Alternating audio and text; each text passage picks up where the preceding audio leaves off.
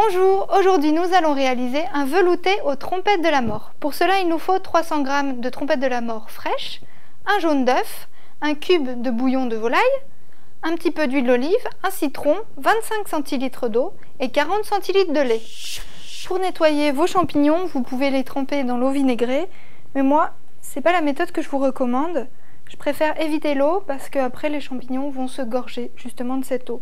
Le plus simple, c'est de couper l'extrémité de vos champignons, la partie qui était dans la terre, pour la jeter, puis de couper les champignons en deux et brosser simplement l'intérieur pour enlever la terre et un petit peu les petits habitants qu'on peut trouver à l'intérieur aussi. Et voilà. Pour commencer, on va faire chauffer notre huile d'olive dans une casserole. Et une fois qu'elle est chaude, on va ajouter nos trompettes.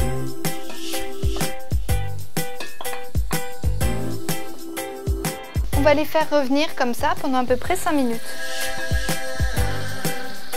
Nos champignons sont maintenant bien noirs et brillants, comme on peut le voir. On va pouvoir ajouter l'eau et le cube de bouillon. On va également ajouter le jus du citron, la moitié ça devrait suffire.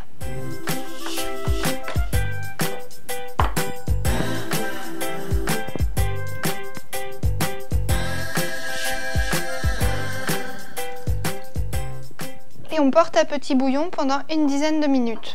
On peut dès maintenant saler et poivrer aussi. La trompette de la mort, il faut vraiment bien poivrer, c'est un champignon qui se relève.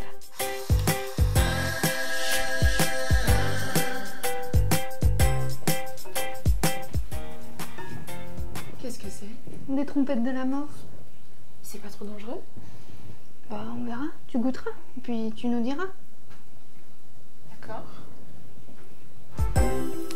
Ça fait maintenant une dizaine de minutes que nos trompettes cuisent dans le bouillon. On va pouvoir les mixer. Et on va ajouter petit à petit le lait.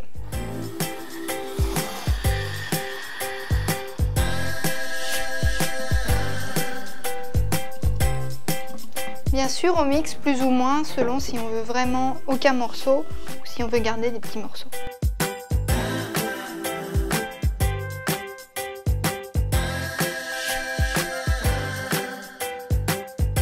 Voilà, maintenant on va remettre tout ça dans la casserole et on va porter à ébullition puisque le lait était froid.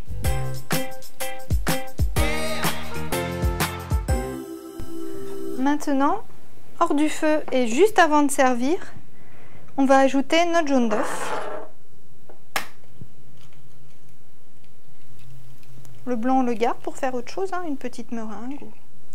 On le met et on mélange directement, très rapidement. Pas qu'il cuise.